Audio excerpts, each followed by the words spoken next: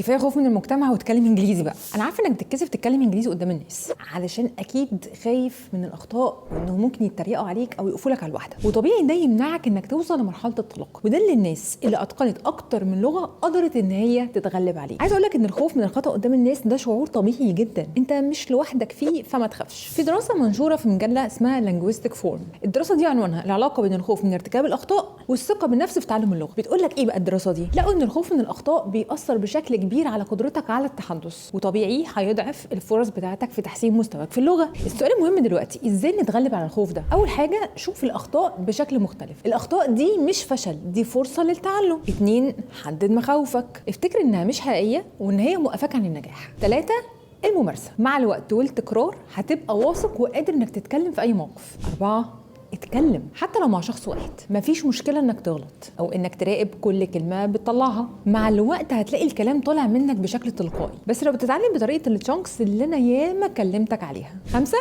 بطئ السرعه، اتكلم براحتك، مش لازم خالص تتكلم بسرعه زي الناس المتمكنه، على الهادي. 6 كرر المحادثات، هتلاقي نفسك بتكرر المحادثات اللي انت ذاكرتها مع ناس مختلفه، والتكرار ده هيخليها تلزق في دماغك وتحفظها بشكل احسن. عزيزي الواتشر، عزيزاتي الواتشراي، على الهادي يا زبادي، خدها ببساطه، تعلم من اخطائك وتقبل عادي ان ده جزء من الرحله. ولو عايز حد يتابعك في الرحله دي اكتب لي في الكومنتس، وهبعت لك تفاصيل كورس السبيكنج اللي بيساعدك انك توصل من الصفر للطلاقه.